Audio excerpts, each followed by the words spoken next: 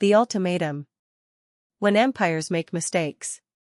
The Valdran Empire had conquered 43 star systems in 200 years. Their method was simple and effective. They would arrive at a newly discovered civilization, demonstrate their superior technology, and offer a choice. Submit peacefully and join the empire as a servant species, or resist and face complete annihilation. For 2 centuries, every species they encountered chose submission. It was the logical choice. The Valdran possessed weapons that could crack planets. Their shields could withstand any primitive attack. Their fleet numbered in the thousands. Resistance was not just futile, it was suicide. Supreme Commander Thale stood on the bridge of his flagship, the inexorable Dawn, and gazed at the blue planet on his view screen. Earth, the natives called it. Third planet from a yellow star in an unremarkable system at the edge of explored space. Analysis complete, Commander, his science officer reported. The inhabitants call themselves humans. They have achieved nuclear technology and basic spaceflight. Population approximately 8 billion. No faster-than-light capability detected. Thale nodded, his 4 eyes blinking in sequence. Another primitive world, another easy conquest. Prepare the standard first contact package. We will give them 3 of their local days to decide. The broadcast. The message went out simultaneously to every government, every communication network, every device capable of receiving a signal on Earth. It appeared on television screens, computer monitors, and smartphones. It interrupted radio broadcasts and hijacked satellites. For 10 minutes, humanity could do nothing but watch and listen. The Valdran transmission showed Thale's face, elongated, gray-skinned, with eyes that glowed faintly in the dim light of his ship. His translator converted his words into every human language simultaneously.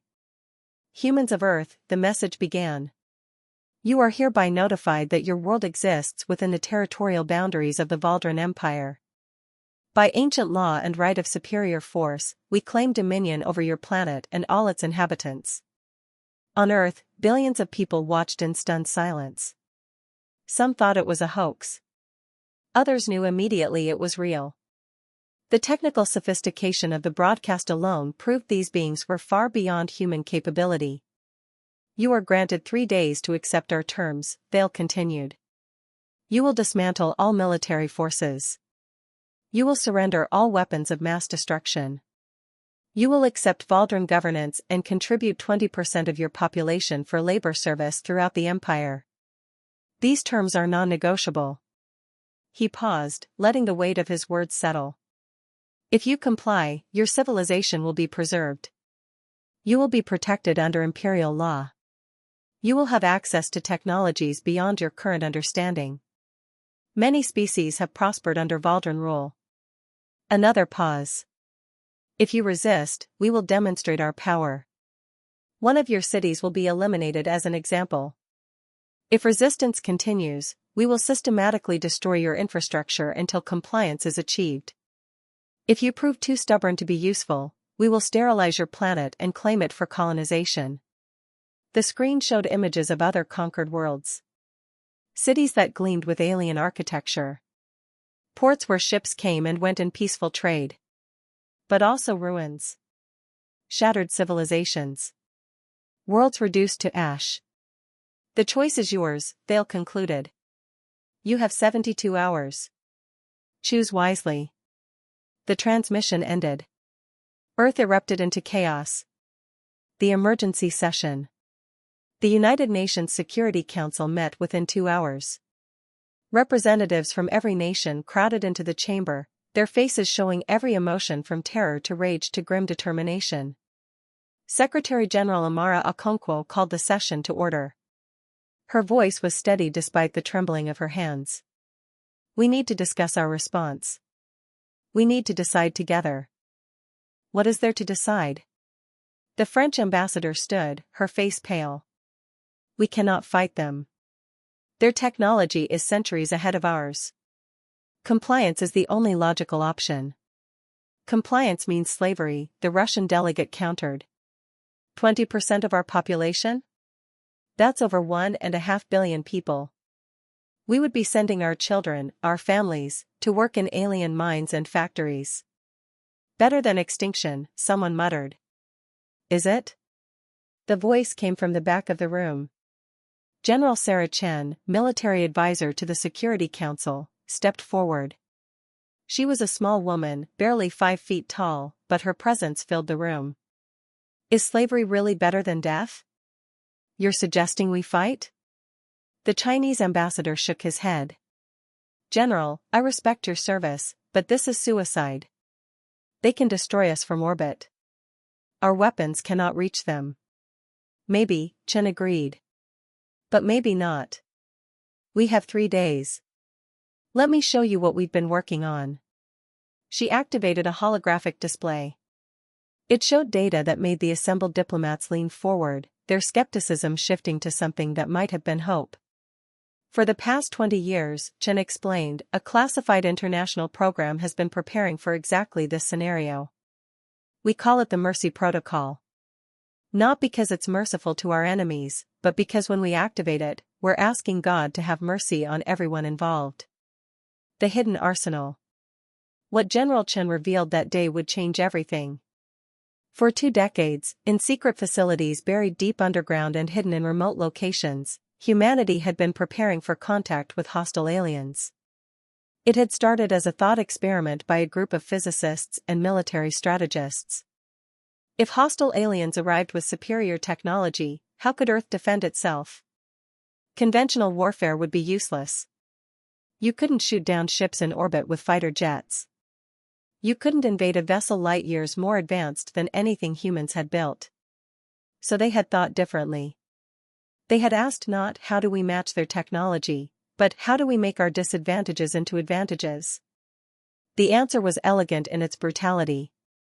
If you couldn't reach the enemy directly, you changed the battlefield. If you couldn't match their weapons, you made weapons they couldn't defend against. If you couldn't win cleanly, you made sure winning wasn't worth it. The Mercy Protocol had 3 phases. Phase 1, denial. Humanity would seed near-Earth space with millions of tiny satellites. Not weapons, just metal. Debris. Junk traveling at orbital velocities.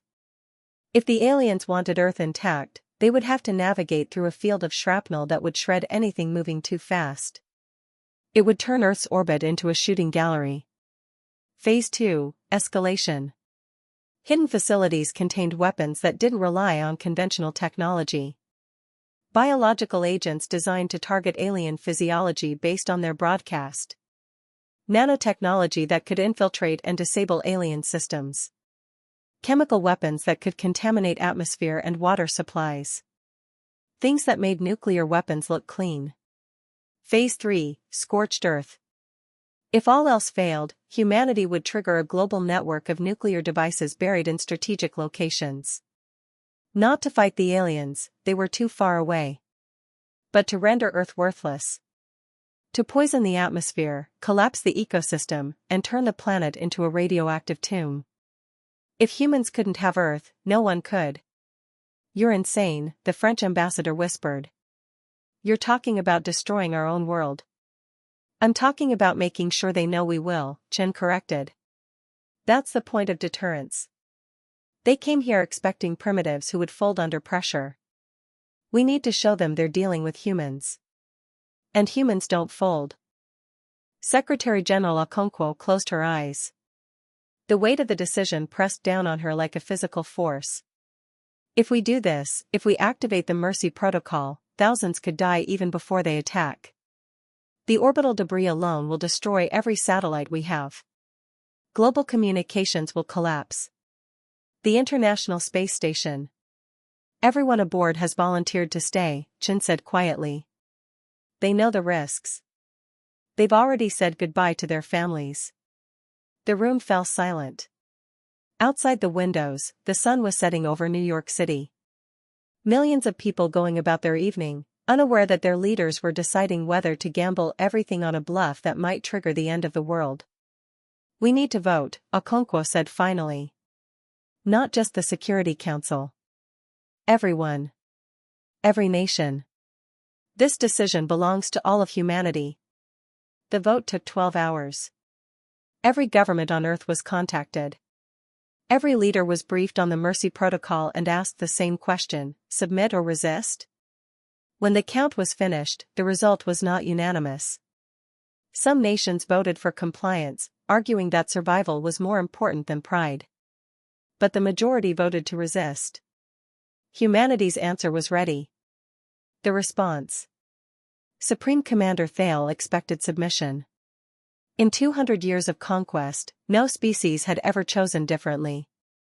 When the response came from Earth at the end of the 3-day deadline, he assumed it would be a formal surrender. Instead, a single message appeared on his view screen. It was text only, translated into Valdran script. Just 3 words. Come and take it. Thale stared at the message in confusion. His translator must have malfunctioned. He ran it again. The same 3 words appeared. Commander, his tactical officer called out, alarm in his voice. We're detecting massive activity on the planet's surface. Energy spikes across multiple locations. Something is happening. On Earth, the Mercy Protocol activated. Millions of small satellites deployed from hidden launchers. They spread across Earth's orbit like a cloud, each one a tiny piece of metal programmed to maintain position and velocity. Underground facilities opened. Weapon systems came online. Scientists and soldiers who had trained for this moment their entire lives took their positions.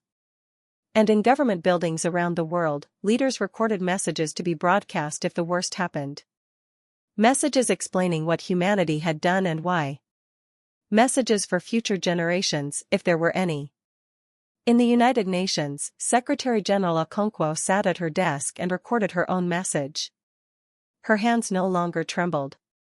She had made her choice, and now she would live with it, however long that might be. To whoever finds this, she said to the camera, know that we chose freely. The Valdran offered us survival in exchange for slavery. We chose to fight instead. Some will say this was foolish. Some will say we should have accepted their terms and hoped for a better future. She paused, choosing her words carefully. But humanity has faced extinction before. We have stood at the edge of the abyss and refused to jump. That is what makes us human, not our technology, not our weapons, but our refusal to accept that anything is inevitable.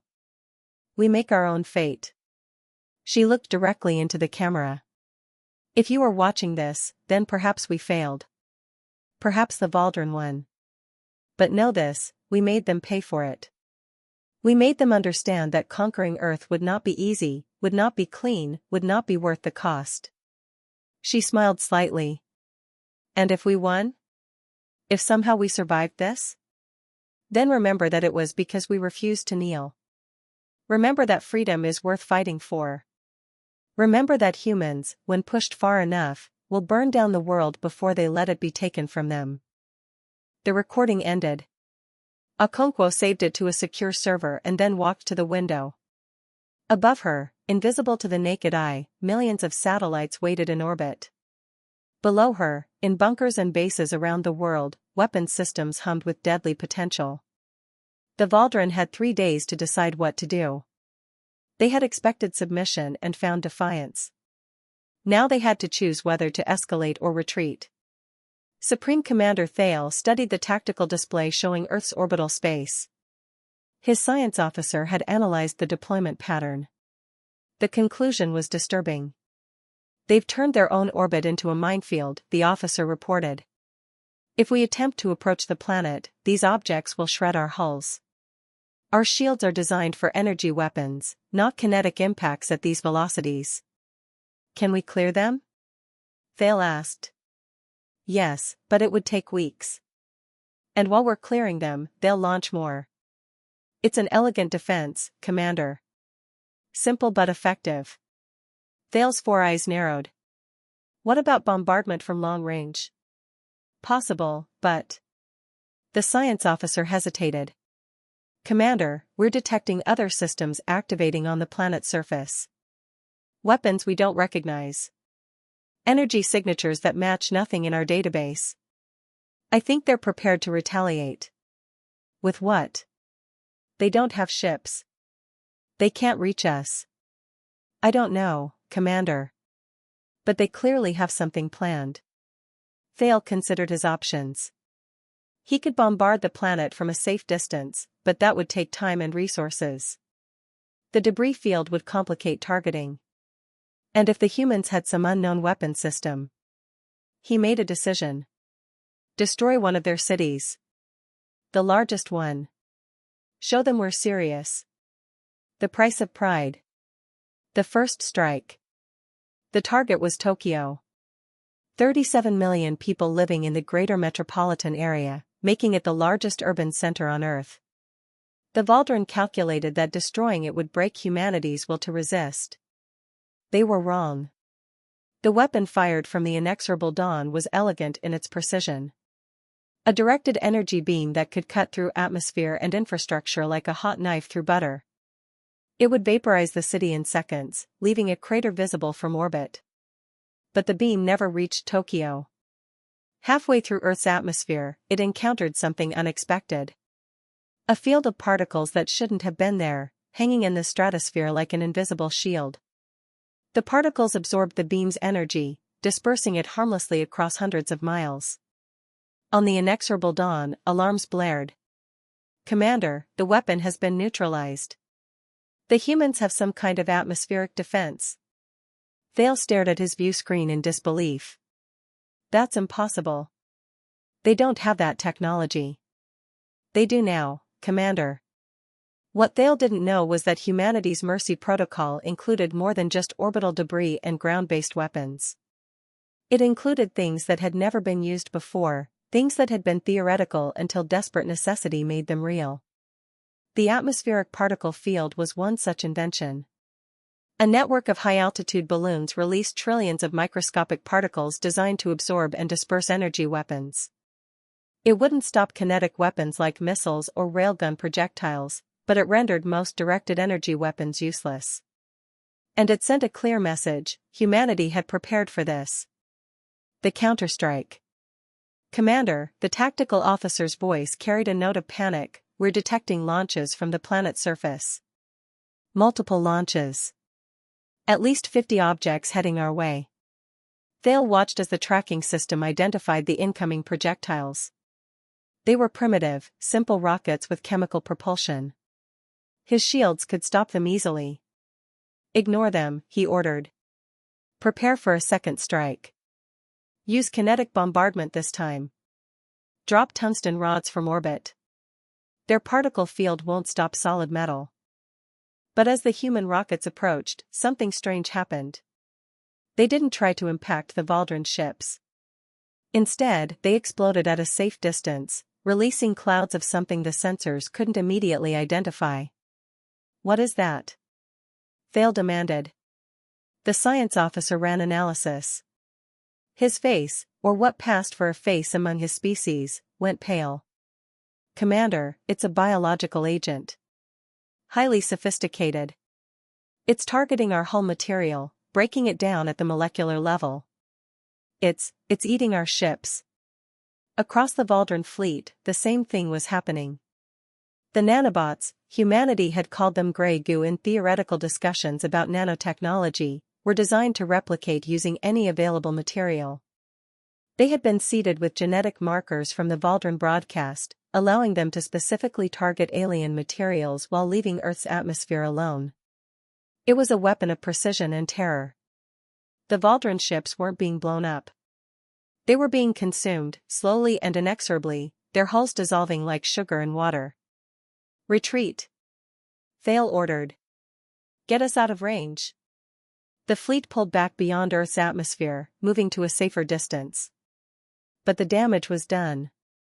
3 ships had been completely destroyed, their hulls eaten away until catastrophic failures breached their reactors. 5 more were critically damaged. And the humans weren't finished. The message. As the Valdren fleet regrouped, a new transmission came from Earth. This time it wasn't text. It was a video of General Saracen standing in what appeared to be a military command center. Supreme Commander Thale, she said, her voice calm and professional. I want to make sure you understand the situation. What you just experienced was Phase 1 of the Mercy Protocol. We have denied you easy access to Earth. We have demonstrated that we can reach your ships even in orbit. She paused, letting that sink in. Phase 2 will be worse. We have weapons you can't imagine because you've never had to imagine them. We've spent our entire history fighting each other, developing more and more sophisticated ways to kill. You've spent 2 centuries conquering primitives who couldn't fight back. You're not ready for what we can do. Behind her, screens showed data, biological weapons, chemical agents, nanotechnology weapons, things that made the gray goo look tame by comparison. But here's the thing, Chen continued. We don't want to use those weapons. We don't want to fight you. We just want you to leave us alone. She leaned closer to the camera. So here's our counteroffer. You leave our system. You never come back. You remove Earth from your maps and forget you ever found us. In exchange, we won't pursue you. We won't hunt you across the stars. We won't show the other species in your empire how to resist you. The threat was clear. Humanity wouldn't just defend Earth, they would teach others how to fight back. But if you insist on continuing this attack, Chen said, her voice hardening, then we'll move to Phase 3. And Phase 3 means no one wins. We'll poison this planet until it's uninhabitable. We'll seed space around Earth with radiation and bioweapons that will kill anyone who comes near. We'll turn our home into a tomb, and we'll make sure that tomb is contagious. She let the silence stretch. Your choice, Commander. Leave now, or learn why humans have a saying, if I can't have it, no one can. We call it spite. And we're very, very good at it. The transmission ended. The decision. In the inexorable Dawn's conference room, Thale met with his senior officers. The mood was grim. Can we win this? He asked bluntly. His tactical officer studied the data. Define win, Commander. Can we eventually wear down their defenses? Probably. Can we do it without losing most of the fleet? No. Can we do it before they activate this Phase 3 and render the planet worthless? Absolutely not. They're bluffing, Thale said, but his voice lacked conviction. Are they? The science officer pulled up footage of human history. Commander, I've been studying their records. They have a pattern. When faced with invasion, they sometimes destroy their own resources rather than let the enemy have them. They call it scorched earth. They've done it dozens of times in their past. The screen showed images, Russian villages burning as Napoleon advanced, Kuwaiti oil fields on fire during their Gulf War, cities reduced to rubble rather than surrendering intact. They mean what they say, the science officer continued. If we push them to Phase 3, they will destroy their own planet. And based on what we've seen of their weapons technology, they can probably make it dangerous for us to approach for centuries. Thale closed his eyes. 200 years of conquest. 43 species brought into the Empire. All of them had submitted when faced with overwhelming force. But humanity was different. It wasn't that they were more advanced, they weren't. It wasn't that they were better fighters, they were good, but not exceptional. The difference was psychological. Humans looked at impossible odds and chose to fight anyway. They looked at certain death and chose defiance. The Valdran Empire had built its power on rational calculation. Submit or die, an easy choice for any logical species. But humans weren't purely logical. They were driven by emotion, by pride, by something they called honor. And that made them unpredictable. Dangerous. What do you recommend? Thale asked his officers. The tactical officer spoke carefully. Commander, we could eventually conquer Earth.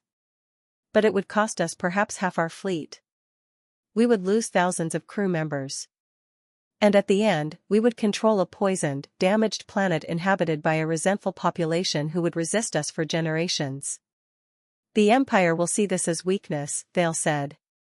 If we retreat from one primitive world, others may resist. Perhaps, the science officer said. Or perhaps we report that Earth has unique defensive capabilities that make it not worth conquering.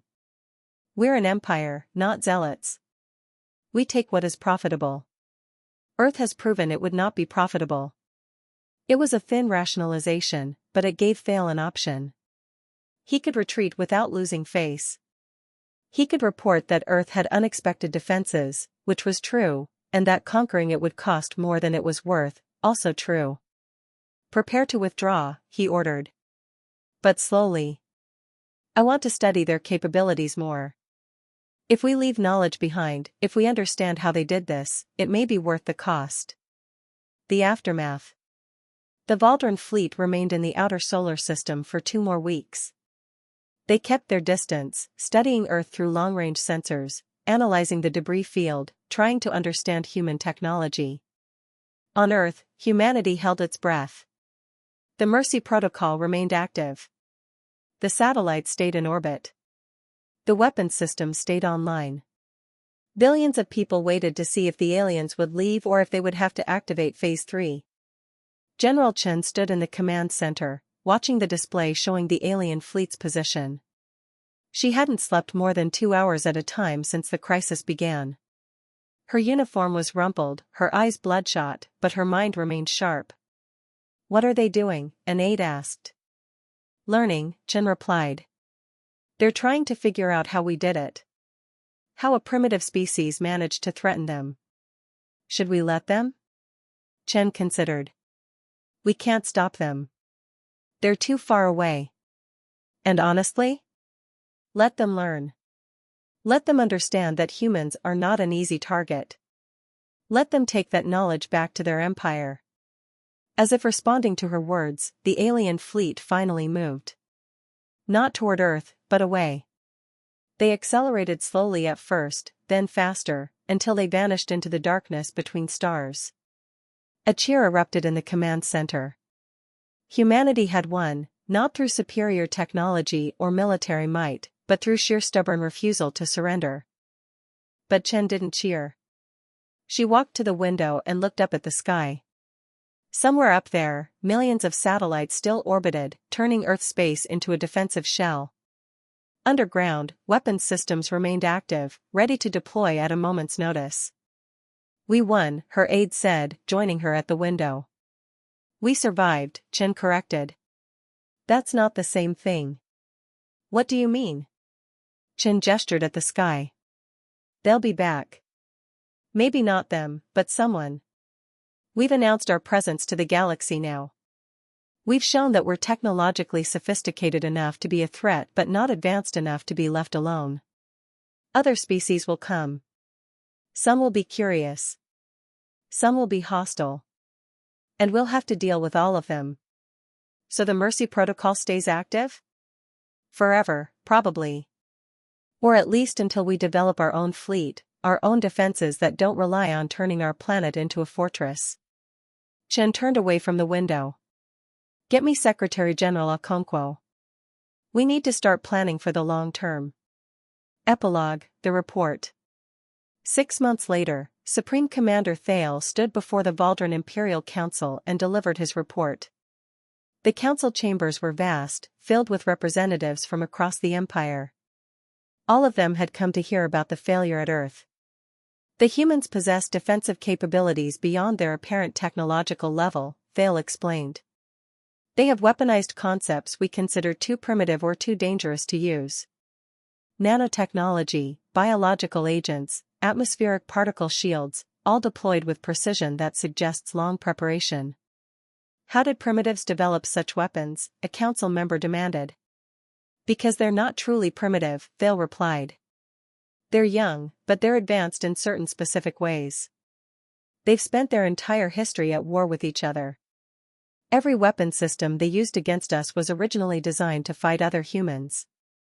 They simply adapted them for us." He pulled up images of Earth's history. "This is a species that has faced extinction multiple times, from natural disasters, from their own weapons, from environmental collapse. Each time they survived through adaptation and innovation. They are survivors, counselors.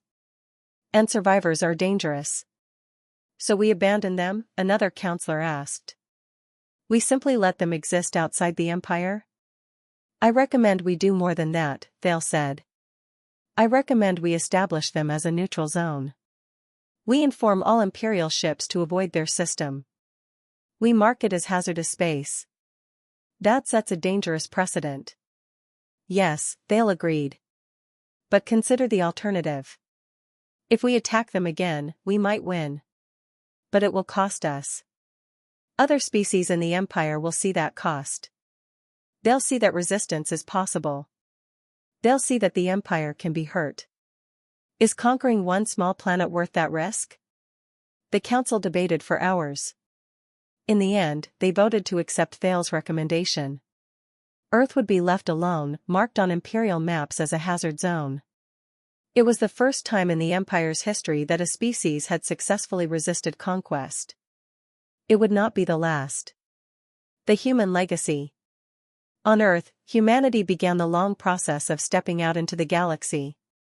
The Mercy Protocol had bought them time to develop real defenses, time to build their own fleet, time to prepare for the day when isolation would no longer be enough. General Chen, promoted to head of the new United Earth Space Command, oversaw the construction of humanity's first true warship. It was called the Defiance, a name that captured humanity's spirit perfectly. What if we meet friendly aliens? Someone asked her during the ship's christening ceremony. Chen smiled. Then we'll make friends. Humans are good at that too. But we'll make friends as equals, not as subjects. That's what this ship represents, the ability to choose our own destiny. The Defiance launched a year later, carrying a crew of 300 on humanity's first faster-than-light journey. They visited nearby star systems, mapped new worlds, and established that humanity was now a spacefaring species. They also carried a message, broadcast to any civilization capable of receiving it. We are humans of Earth. We come in peace to those who come in peace. But to those who would conquer us, enslave us, or harm us, remember that we are the species that told the Valdran Empire to leave. We are the species that chose to fight rather than kneel. We are the species that would rather burn our own world than let it be taken. Approach us as friends, and you will find no species more loyal. Approach us as enemies, and you will learn why we survived when extinction should have claimed us a dozen times over. We are humanity. And we do not surrender. The message spread across the stars, carried by radio waves that would take centuries to reach distant civilizations. Some would hear it as a warning. Others as an invitation. But all would understand, humans had arrived on the galactic stage, and they were here to stay. And in the Valdran Empire, in the Imperial Archives, a new file was created. It was labeled Species of Concern and contained everything the Empire had learned about humanity. The file ended with a simple recommendation, written by Thale himself. If you encounter humans, treat them with respect. Give them no reason to demonstrate what they're capable of. Because the mercy they showed us, choosing not to activate Phase 3, choosing not to pursue us, that was not weakness. That was them being kind. And if we ever learn what humans are like when they're not being kind, I pray to the ancient stars that I'm not alive to see it.